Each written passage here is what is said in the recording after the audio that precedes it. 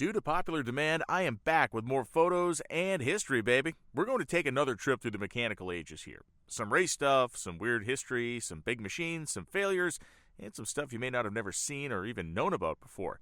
All the images are real, all the history is real, and as a wise man once said, fact can often be far, far stranger than fiction. Let's get to it. The chutes are out. This is one of, if not the coolest big rigs ever built. Tyrone Malone's AMT Super Boss was a tire-shredding 1974 Kenworth that toured the world. This thing truly was one of the first purpose-built hot-rodded big rigs back in the day. Now, he claimed to have over 1,000 horsepower to the tires from a Detroit diesel 12V71T, which of course means a 12-cylinder V-shaped engine, 71 cubic inches per cylinder, and turbocharged. There was already a big horsepower engine from the factory, and he had it turned way up. Now, I have no idea how much boost was made from the twin turbos, but it was just awesome from end to end. In this photo, Malone has just thrown the chutes at the end of a 144-mile-per-hour pass at the Bonneville Salt Flats, making the truck the world's fastest big rig at the time. Equipped with an Allison 5-speed automatic transmission, it was 16,000 pounds of hot, wet American speed. Its normal act was to drag race and pull quarter-mile burnouts for fun. Malone wanted to prove the performance of the truck as well, hence his trip to Bonneville. Millions have seen this truck over the years, and Malone is a legendary showman who started his career by dragging a dead whale around in a refrigerator trailer, and this is true, the whale's name was Little Irvy. Little Irvy made him rich, a quarter at a time, and the Super Boss was his follow-up act. A 19-year-old Andre the Giant Roussimoff deadlifts an Aston Martin DB5 at a dealership in France circa 1965. At this time, Andre had reached nearly all of his 7-foot 5-inch height and was likely about 100 pounds under his peak weight of 520, which would come in the 80s about a decade and a half later. His size and athletic ability would make him famous worldwide as one of the most well-known professional wrestlers who's ever lived. His feats of consumption outweigh his feats of strength in many ways. He once drank 127 beers in one sitting at a hotel bar in Pennsylvania, and according to his friends of the era, that was just the tip of the iceberg. As a kid, it was astonishing to watch this hulking figure on television plying the trade that made him famous. And just if you ever thought his strength was an act, let this photo remind you, it wasn't. So, what if the trailer was the truck? This 1950 Fagiol TC cargo liner actually tried to answer that question. They only built one. The body was built by Fruhoff, the trailer corporation known around the world, and power and chassis were provided by Fagiol themselves. The engine and transmission were under the floor, so that made the truck have a completely flat loading surface from end to end. It really was a driving tractor-trailer, minus the tractor part. The truck steered with a wagon style of axle, meaning the type you would have put on a push go-kart when you were a kid. The entire axle rotated, not just the tires turning on the ends like a modern car. That seems creepy in and unto itself. And yes, as you've noticed, the front axle both has dual tires on either side. This apparent concept was not ready for prime time because they only made one, and no one ever ordered a second. Now, Fagiol has slipped under the waves of history, but Fruhoff continues to build trailers for the trucking industry, and I should note, none of them are self-propelled. You could be looking at the coolest 1955 Chevrolet in drag racing history, and that's certainly saying something. And this isn't just my opinion on its looks or performance, its history is incredible. This is Godzilla, which is still owned and raced by the same guy who started competing with it more than 50 years ago. Nick Iarussi is his name, and after you hear this, you'll never forget it. The car started life as a gasser during the Kennedy administration. Later, the axle was moved forward and it became an altered. Then it became a fuel altered when Nick tipped the can and fed the big block nitromethane. Then it was an exhibition wheelstander for years because it would stand up and stay there when Nick hit the gas.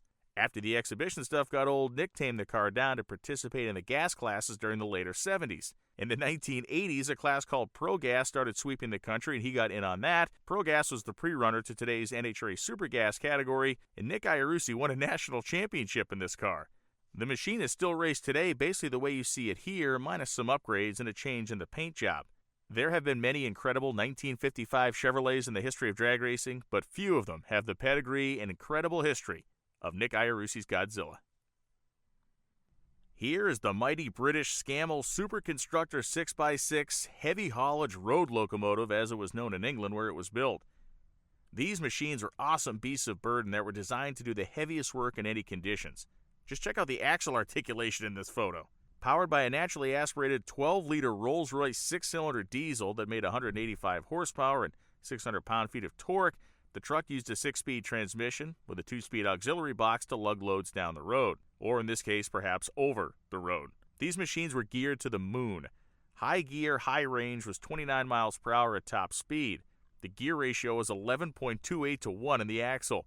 The trucks were rated to pull 170,000 pounds while employing a semi-truck style trailer that loaded the rear of the rig and could be optioned with a platform that would hold 40,000 pounds additionally. Now listen to this. Using a drawbar style trailer that did not put weight on the back of the truck, the Scammell could pull 336,000 pounds in low gear, low range, at 1.4 miles per hour. As much as I love some big American iron when it comes to historic trucks, I can't help but smile every time a Scammell enters the conversation. These things were beastly. Parnelli Jones dives for his life during a refueling fire on lap 55 of the 1964 Indianapolis 500. The 1964 race was one of the darkest days in American racing history. Dave McDonald and Eddie Sachs were both killed in a fiery crash earlier in the race before this nightmare began.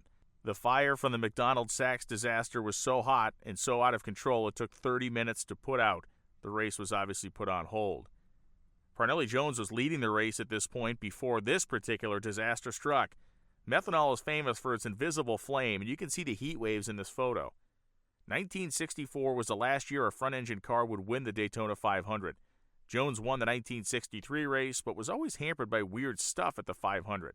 He could have won in 1961 and 62, as well as 64, 65, and 67, when he was winning in the turbine car before it broke very late in the race. This incredible photo captured him literally making a leap to survive. Large and in charge, baby. This is the 200-foot-long, 5,000-horsepower LeTourneau LT360, which is the largest self-loading scraper ever built, and it is one of one ever made. This thing could fill itself with 360 tons of earth, scraping at 6 miles per hour, and fill itself in 80 seconds. It could then travel 20 miles per hour to the dump site and release all the earth at the said site in less than 1 minute, dispensing 360 tons in a new location. The Volkswagen Bug sitting next to it is there for size perspective. Potential buyers were actually scared away by the size of this thing. Smaller versions sold very well for LeTourneau. Oh, and the 5,000 horsepower worth of 16-cylinder Detroit diesel engines, they were generators, as there were huge electric motors at each wheel that motivated the behemoth. LG LeTourneau was one of the greatest engineering minds in the heavy equipment universe, and his innovations continue to ring through the world today. 18,000 pounds, 3,000 horsepower worth of supercharged Merlin V12 from a P-51 Mustang in wheelies for days. This is Jerry McBee's Defiance wheelstander, which was a full-size white Freightliner cab-over and was a fan favorite at drag strips all over the country in the early 1980s. You may have seen the truck painted in bright pink when it was sponsored by Bandag Tire Recaps, but this is one of the strangest and one of the most awesome wheelstanders of all time. People often ask me if this thing did actually exist, and it did. My only lament is I never got to see it in person. What's happened to it now? I have absolutely no idea, but I sure wish I did, because a ride in this thing would absolutely be the ride of a lifetime. Doug Herbert suffers what may be considered the most titanic top fuel explosion of all time at the 1999 NHRA Finals. The incident happened as soon as Herbert leveled the throttle and it threw parts as far as 300 feet away.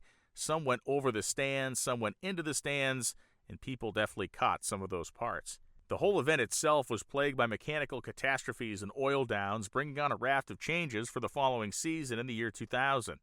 The nitro percentage was lowered to 90%. Oil down money and point penalties were put into place, as well as between-round service time being reduced to 75 minutes.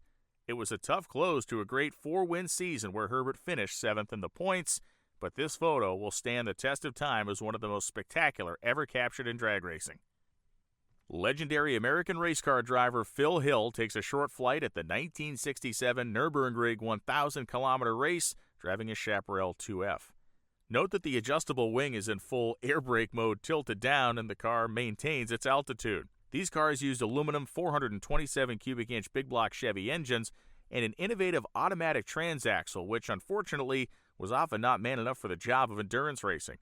Texan Jim Hall was the engineering mastermind behind Chaparral race cars, and his machines competed all over the world, from the Can-Am to the Indy 500, and as shown here, at the world's greatest endurance races as well. Obsessed with aerodynamics and pushing the rules, Hall's cars are always bleeding edge. Interestingly, the 2F notched a win at Brands Hatch in England at the end of the season, which was the final race Phil Hill competed in as a professional race car driver, and a fantastic way to cap his legendary career. Fans love these cars for their cool looks, huge wing, and thundering Chevy big block engines. The Chaparrals will never be repeated. More than 50 years ago, the largest dump truck ever constructed was built. Now, there have been trucks with more capacity over the years, but as far as physical girth goes, the one and only Terex Titan ever made rules the roost. 66 feet long and 56 feet tall with a bed up, the truck weighed 1.2 million pounds when loaded. The rig rolled on 12-foot-tall tires, and the driver sat 20 feet in the air. It had all-wheel steering and was used for decades in mines. Despite all these other incredible numbers, horsepower may have been the Terex Titan's most imposing attribute. Powered by a 10,343 cubic inch two-stroke GM diesel locomotive engine, it sucked down 5 gallons of fuel per mile. The diesel made 3,300 horsepower, and the engine alone weighed 35,000 pounds. Its job was to spin an electric generator that actually powered the truck up and down the road. The machine worked from about 1977 into the 1990s. While it was a prototype and the only one ever built, it cost well north of $1 million in 1970s money, so these guys needed to get their decades worth of money out of it. This photo best illustrates the machine's incredible mass and size, and let's be honest, it never looked this clean after the first day in the mine. Cliff Allison was a great race car driver and a tough, tough man in his era. On this day, one of those things was more true than the other. It's Monaco 1960. Allison is making his debut as part of the Ferrari team with Phil Hill and Wolfgang von Trips.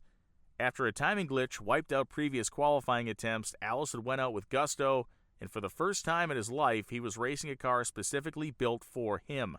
Looking to better his earlier effort, he misjudged the harbor chicane, clipped the inside wall with a tire, and sent his car spinning like a gyroscope. Here he is, mid-exit. Allison landed in the street, was knocked out cold, and was dragged off literally to the hospital. He was, by his own claim, knocked out for 16 days and woke up speaking French, a language he claims not to have known before the accident. True or not, it's part of the legendary story. The head and facial injuries he suffered kept him away from the racetrack for the better part of a year. The next year at the Spa circuit in Belgium, on the first lap, he rolled a Lotus and broke both of his legs. Tough business.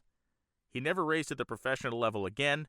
He did run a repair shop in a rural part of England for the majority of the rest of his life, passing away in 2005 and forever being the subject of one of racing's most iconic photos. Now this is thinking with your dipstick, literally. This is one of 4 special GMC Crackerbox trucks that Coles Express, a trucking company in Maine, had in their fleet. Starting with a 1964 GMC DFX 7009 rig powered by a 671 diesel, they sent the truck to Hendrickson in Illinois, where dual-steer axles were added to the front. Next, the truck went to Massachusetts, where a 3,300-gallon tank was added to its back. Why? Coles had a problem. They hauled lots and lots of potatoes out of northern Maine, but on the way back up, they had little northbound business, and empty trucks make no money. Creative thinking led the company to realize that there was plenty of fuel oil available near their Bangor, Maine terminal, and there were people that needed it up north. So that was the plan, and it worked flawlessly. Head north with 3,300 gallons of oil, and south with 45 feet full of potatoes. Bam! These things were highly successful. All 4 of the specialty-built trucks racked up more than 500,000 miles of in-state driving over their lives. They hauled more than 1 million gallons of oil, and that kept people in northern Maine warm. Eventually, Maine's transportation laws were changed, and these trucks were rendered illegal for highway use. The company did come up with another unique idea. They were going to pull the tanks and add a 9-passenger bus compartment. The state shot this down immediately. The truck bus would have been epic. The little 671 Detroit, even with 10 gears behind it, was not a likely drag race champion, especially hauling 3,300 gallons of oil, or as we know, 45 feet of potatoes down the road. Riverside Raceway, 1969. Little does Sam Posey know it, but this chaotic, apocalyptic moment was not the worst thing that would come out of this crash. He was racing a Gurney Eagle that day at Riverside, and heading into turn 7 at 140 miles per hour, he completely lost the brakes. Nothing, nada, doom. He threw the car into a spin and planned to scrub off speed before the inevitable collision with the wall, but there was a flaw in his plan. Ron Courtney was sitting in his car dead in the water, directly in the path of Posey's unguided missile. The engine and transmission of Posey's car tore the fuel tanks of Courtney's car open, and a massive fireball ensued. Posey ended up on his lid but walked away. Courtney was in worse shape but did survive, and then later he did something that no one in professional racing had ever done to that point before. He sued Sam Posey. Posey and everybody else at the track in any capacity, apparently. Nearly 5 years later, there was an out-of-court settlement. Posey says the 5 years the suit was pending were some of the strangest of his life. It's one of the few times when the worst part of a car racing disaster wasn't the actual crash. And lastly, I leave you with this. It is March 1910 in Willow Grove, West Virginia. The riverboat Virginia is parked in a cornfield on the property of the Williamson family farm. Whoopsie-doodle.